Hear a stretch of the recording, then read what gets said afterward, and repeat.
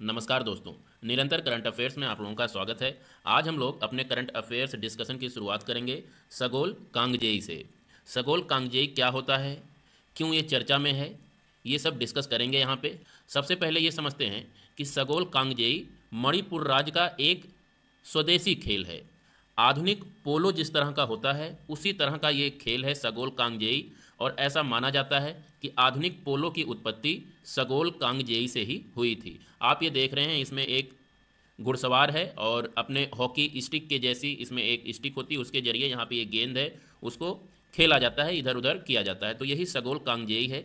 ये सगोल कांगजेई चर्चा में क्यों है ये जान लेते हैं। अभी हाल ही में भारत के गृह मंत्री माननीय श्री अमित शाह जी ने मणिपुर के मार्जिंग पोलो कॉम्प्लेक्स जो कि इम्फाल में अवस्थित है वहाँ पर कांगजेई खिलाड़ी की एक 122 फुट ऊंची प्रतिमा का अनावरण किया है। इसीलिए कांगजेई चर्चा में आया हुआ है। तो आप लोगों को यहाँ से केवल इतना याद रखना है कि अभी हाल ही में गृह मंत्री ने किस राज्य में सगोल कांगजेई खिलाड़ी की 122 फुट ऊंची प्रतिमा का अनावरण किया है। ये फैक्ट आपको याद रखना है। आपका उत्तर रहेगा इसमें मणिपुर में। या सीधे सीधे क्वेश्चन पूछा जा सकता है कि सगोल कांगजेई खेल का संबंध किस राज्य से है, तो आप ऐसे क्वेश्चनों के लिए तैयार रहिए।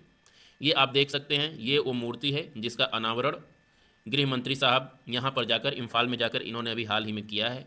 और यहीं पर एक हिस्ट्री का फैक्ट भी जाने रखिए कि गुलाम वंश का एक शासक था कुतुबुद्दीन ऐबक।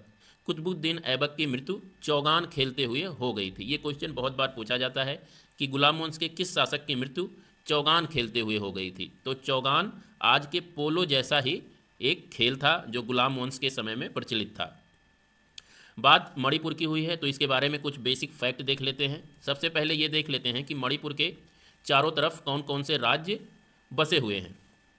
तो ये है आपका नॉर्थ ईस्ट। इस नॉर्थ ईस्ट में मणिपुर की अगर बात करें तो ये रहा मणिपुर, और मणिपुर की राजधानी है इम्फाल। इसके उत्तर में नागालैंड राज्य अवस्थित है, पश्चिम में असम राज्य अवस्थित है, और दक्षिण में मिजोरम अवस्थित है, और पूरब और कुछ कुछ दक्षिण का हिस्सा जो है ये म्यांमार देश से घिरा हुआ है। तो मणिपुर के बारे में इतना फैक्ट आपको जानना है।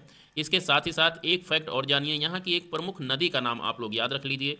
यहाँ की एक बहुत ही इंपॉर्टेंट नदी है बराक नदी, जो कि ऐसे बहती है और फिर असम में होते हुए बांग्लादेश में चली जाती है। तो बराक से आप बराक ओबामा का नाम याद रखिए।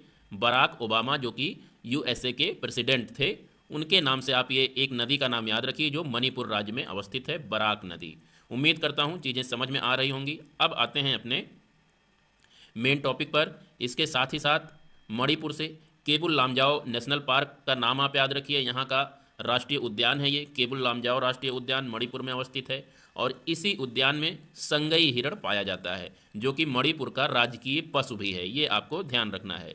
अगर बात करें जूको घाटी कहाँ अवस्थित है, तो इसका भी उत्तर आपका हो जाएगा मणिपुर में जूको घाटी अवस्थित है। अगला क्वेश्चन आप लोगों से पूछा जाता है कि लोकतक झील किस राज्य में अवस्थित है, तो ये भी मणिपुर राज्य में अवस्थित है, और यहाँ की ये सबसे बड़ी ताजे पानी की झील है। मणिपुर की बात किया जा रहा है। तो ये कुछ फैक्ट एंड फिगर हो गए मणिपुर से संबंधित, और साथ ही साथ हमने करंट अफेयर्स देखा। अब आ जाते हैं अपने दूसरे टॉपिक पर। हमारा दूसरा टॉपिक है जय Hind the new light and sound show का आयोजन अभी हाल ही में भारत के किस सांस्कृतिक इमारत पर किया गया। ये क्वेश्चन आपसे अगर पूछा जाएगा तो उत्तर हो जाएगा दिल्ली के लाल किले पर। अभी हाल ही में जय हिंद नामक एक लाइट एंड शो का आयोजन किया गया। आपको केवल इतना याद रखना है बस। लाल किले की बात हुई है तो इससे संबंधित कुछ स्टैटिक जीके भी यहीं पे ही देख लेते हैं। इसमें आपको दो चार चीज़ें केवल याद रखनी है। सबसे पहली बात ये कि दिल्ली में अवस्थित है। उम्मीद करता हूँ ये सभी को पता होगा कि लाल किला दिल्ली में अवस्थित है, और इसकी स्थापना जब ये बनके तैयार हुआ तो वो डेट आप याद रखिए 1648 में ये बनके तैयार हुआ। इसके लिए आप 16 का टेबल पढ़ दीजिए। 16 एकम 16, 16 दूनी 32 और 16 तियाँ 48। तो 16 तियाँ 48 ये आप याद रखिए। 1648 आपका आ जाएगा निकल कर। 1648 में ये बनके तैयार हुआ था और 1639 में ये बनना शुरू हुआ था। तो ये ध्यान रखिएगा लाल किले के बारे में। इसके आर्किटेक्ट के बारे में याद रखिए, उस्ताद अहमद लाहौरी इसके आर्किटेक्ट थे, और ये इंडो इस्लामिक स्थापत्य शैली में इसका निर्माण किया गया है। तो कुछ ये बेसिक फैक्ट थे जो लाल किले से संबंधित आपको याद रखना है, इसका निर्माण किसने किया था? तो शाहजहां ने करवाया था इसका निर्माण, ये आपको याद रखना है। यहाँ से देखिए क्वेश्चन घुमा के ऐसे भी पूछा जा सकता है कि उस्ताद अहमद लाहौरी किस शासक के समय प्रमुख आर्किटेक्ट थे? तो आपका उत्तर हो जाएगा शाहजहां के समय में ये थे। तो इस तरह से आपको फैक्ट्स एंड फिगर को याद रखने हैं। यही फैक्ट एंड फिगर ही आपके काम के हैं एग्जामिनेशन में। इन्हें ही घुमा के इधर उधर, कान को चाहे आगे से पकड़ो चाहे पीछे से पकड़ो, बात एक ही होती है। यही fact and figure bar bar examination में आते रहते हैं। तो करंट अफेयर्स के साथ साथ आप स्टैटिक जीके भी पढ़ लिया करें, जिससे दोनों चीज़ें साथ साथ होती रहेंगी। अगर सभी टॉपिक्स के नहीं पढ़ सकते हैं स्टैटिक जीके, तो कुछ के पढ़िए। करंट अफेयर्स में मान लीजिए आप दिन भर के 10 करंट अफेयर्स पढ़ रहे हैं, तो उन 10 करंट अफेयर्स में से 3-4 के स्टैटिक जीके भी पढ़ लीजिए। और उसके लिए आप हमारे निरंतर करंट अफेयर्स चैनल को ज्वाइन कर सकते हैं। आगे बात करते हैं परशुराम कुंड महोत्सव की।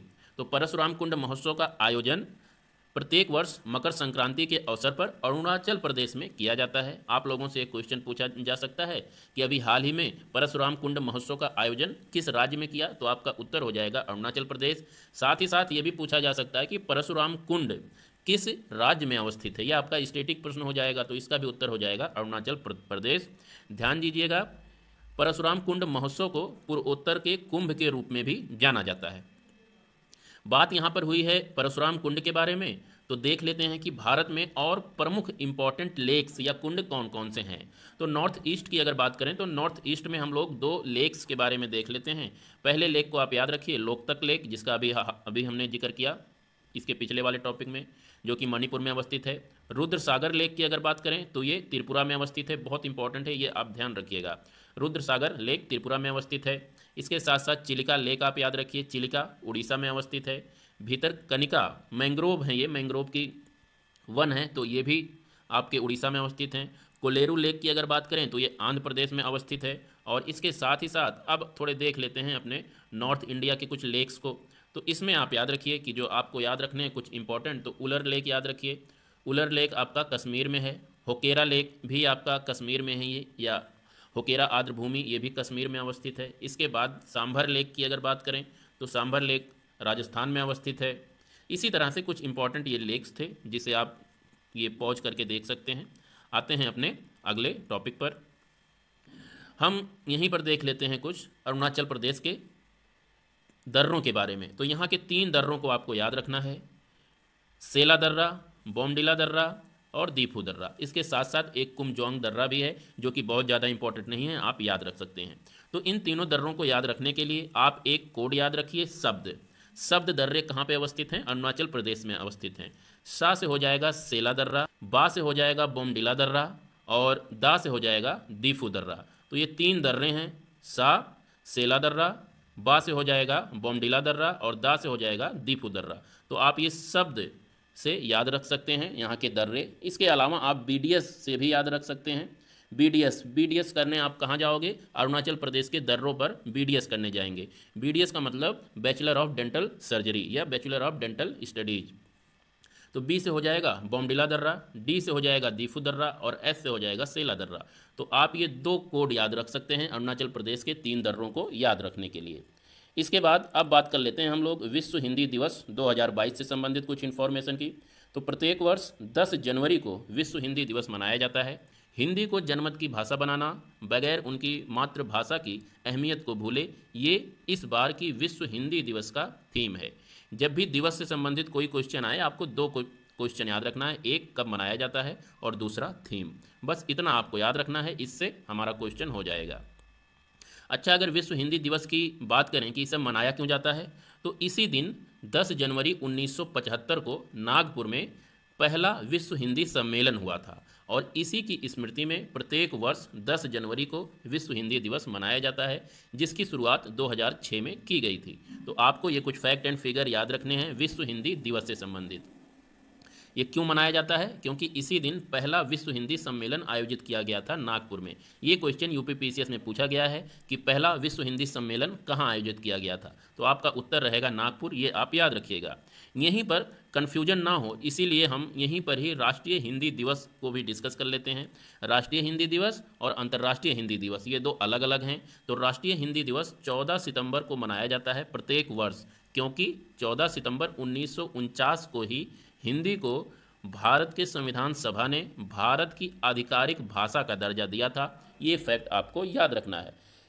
और अब बात कर लेते हैं हिंदी के बारे में, कुछ बेसिक फैक्ट हैं। तो आपको यहाँ पे याद रखना है कि राष्ट्रीय हिंदी दिवस कब मनाया जाता है, 14 सितंबर को। और अंतर्राष्ट्रीय हिंदी दिवस कब या विश्व हिंदी दिवस कब मनाया जाता है, 10 जनवरी को। 10 जनवरी को क्यों मनाया जाता है, क्योंकि इसी दिन प्रथम विश्व हिंदी सम्मेलन का आयोजन किया गया था। और राष्ट्रीय हिंदी दिवस 14 सितंबर को क्यों मनाया जाता है, क्योंकि इसी दिन भारत के संविधान सभा ने हिंदी को भारत की आधिकारिक भाषा का दर्जा दिया था। अब बात कर लेते हैं हिंदी के बारे में कुछ स्टैटिक फैक्ट एंड फिगर और की। तो आपको याद रखना है, अनुच्छेद 343 के अनुसार संघ की राजभाषा हिंदी होगी और उसकी लिपि देवनागरी होगी। तो अनुच्छेद 343 आपको याद रखना है, हिंदी से संबंधित है। इसके साथ ही साथ अनुच्छेद 351 याद रखना है, इसमें हिंदी भाषा के विकास के लिए दिशा निर्देश दिए गए हैं। हिंदी विश्व में तीसरी सबसे ज़्यादा बोली जाने वाली भाषा है और विश्व हिंदी का सचिवालय मॉरिशस में है। इसके साथ ही साथ संयुक्त राष्ट्र में हिंदी में भाषण देने वाले पहले प्रधानमंत्री या पहले व्यक्ति अटल बिहारी वाजपेयी थे, ये आपको याद रखना है। इसके साथ ही साथ एक फैक्ट और बात कर लेते हैं विश्व हिंदी सम्मेलन की।